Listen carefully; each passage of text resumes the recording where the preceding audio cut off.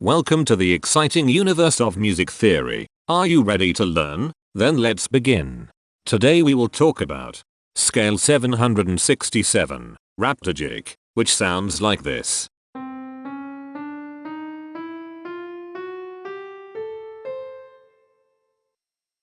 This scale has 9 tones, which means it is called an enneatonic scale. This is a bracelet notation diagram of scale 767. The shaded circles represent tones that appear in the scale, and they are read clockwise, starting at the top.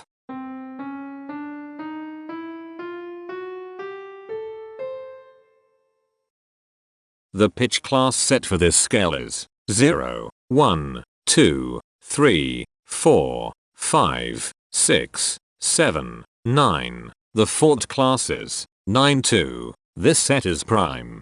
The structure of a scale is a description of the interval distance between each successive tone. This scale has a structure of 1 1 1 1 1 1 1 2 3.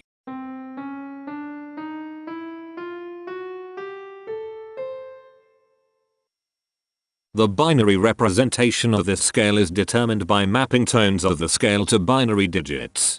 Each binary digit represents a power of 2.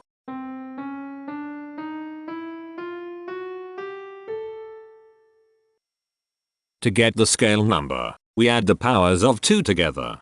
The powers of 2 that are present in the scale, all added together, equals 767. That is why the scale number, in decimal, is 767. The scale number not only enumerates the scale with a unique index, but it also literally describes the tonal content of the scale. Represented as a binary number in base 2, the scale number is 001011111111.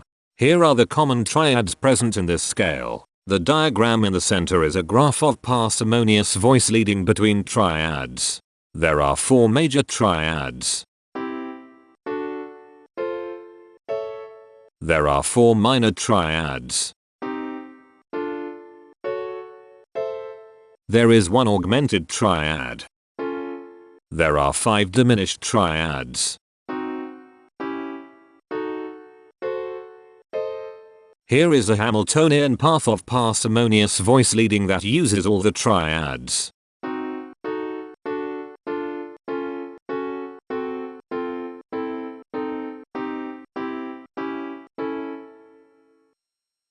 This scale has 9 modes. The first mode is itself. The second mode is scale 2431, also known as Raptygic. It sounds like this.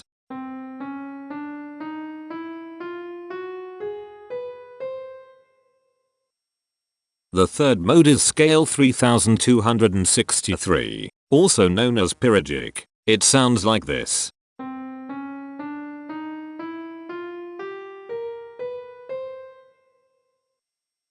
The fourth mode is scale 3679, also known as Raptygic. It sounds like this.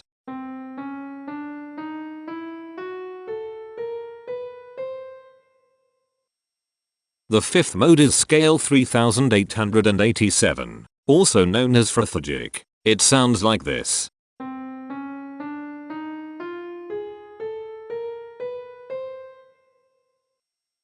The sixth mode is scale 3991, also known as Raptygic. It sounds like this.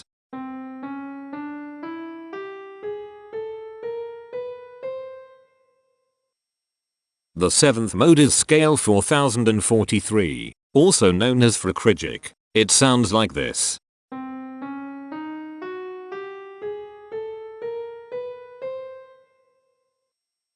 The eighth mode is scale 4069, also known as Raptygic. It sounds like this.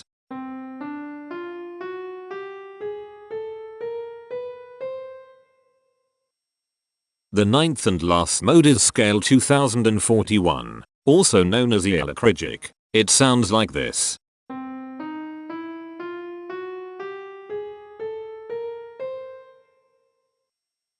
Imperfections are tones that have no tone, a perfect fifth interval above them. This scale has 3 imperfections. They are at positions here, here, and here. Hemitones are instances where two tones in the scale are a semitone apart. This scale has 7 hemitones. They are at positions here, here, here, here, here, here, and here. Cohemitones are instances where two hemitones are beside each other. This scale has 6 cohemitones. They are at positions here, here, here, here, here, and here. The distribution spectra describes the size of each of the scale steps, which in turn describes how evenly spaced the tones are. A generic interval is how many scale steps are between one tone and another. A specific interval is how many semitones apart they are. The generic interval of one scale step comes in 3 different specific interval sizes: 1 semitone, 2 semitones, and 3 semitones. The spectrum width of this generic interval is the highest, 3, minus the lowest, 1, which equals 2. The generic interval of 2 scale steps comes in 4 different specific interval sizes: 2 semitones, 3 semitones, 4 semitones, and 5 semitones. The spectrum width of this generic interval is 3. The generic interval of 3 scale steps comes in 4 different specific interval sizes: 3 semitones, 4 semitones, 5 semitones, and 6 semitones. The spectrum width of this generic interval is 3. The generic interval of 4 scale steps comes in 4 different specific interval sizes: 4 semitones, 5 semitones, 6 semitones, and 7 semitones. The spectrum width of this generic interval is 3. The generic interval of 5 scale steps comes in 4 different specific interval sizes: 5 semitones, 6 semitones, 7 semitones, and 8 semitones. The spectrum width of this generic interval is 3. The generic interval of 6 scale steps comes in 4 different specific interval sizes: 6 semitones, 7 semitones, 8 semitones, and 9 semitones. The spectrum width of this generic interval is 3. The generic interval of 7 scale steps comes in 4 different specific interval sizes: 7 semitones, 8 semitones, 9 semitones, and 10 semitones. The spectrum width of this generic interval is 3. And finally, the generic interval of 8 scale steps comes in 3 different specific interval sizes: 9 semitones, 10 semitones, and 11 semitones. The spectrum width of this generic interval is 2. The spectrum variation is the sum of all the widths, divided by the number of tones. The spectrum variation of this scale is 2.444. Since the variation is greater than 0, this indicates that the scale is not perfectly even. The highest spectrum width is 3. Since this is greater than 1, we know that this scale is not maximally even. If every spectrum has exactly 2 specific intervals, we call that the Myhill property. This scale does not have the Myhill property. Since the generic interval ranges overlap, this scale is an improper scale. The interval vector of a scale is a description of what intervals exist between its tones. There are 7 intervals with the size of 1 semitone. They are here, here, here, here, here, here, and here. There are 7 intervals with the size of 2 semitones. They are here, here, here, here, here, here, and here. There are 7 intervals with the size of 3 semitones.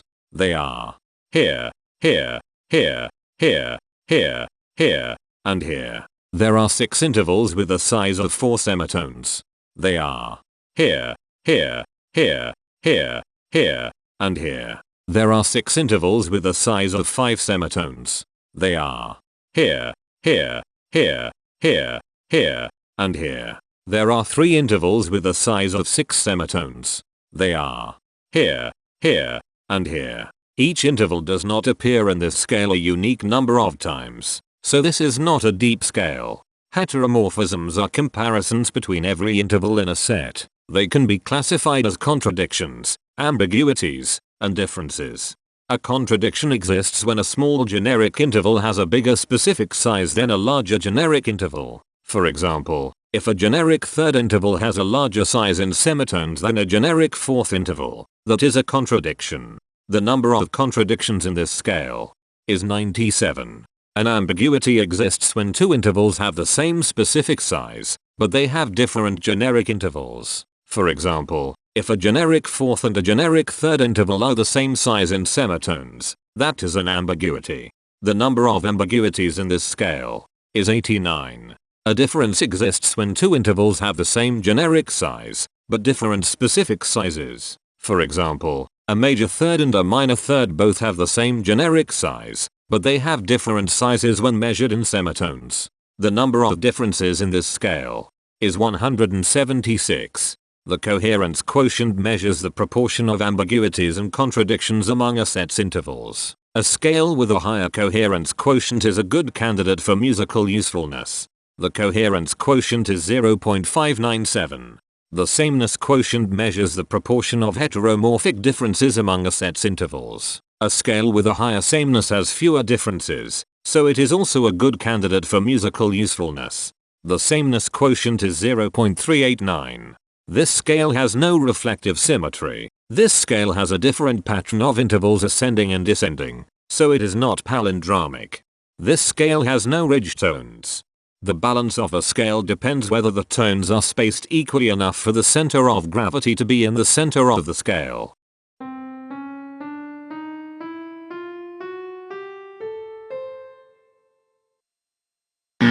This scale is not balanced.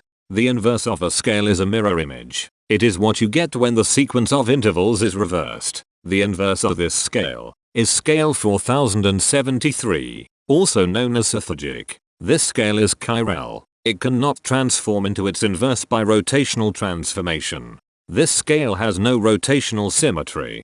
For even more detail about this scale, visit ianring.com/musictheory/scales/767.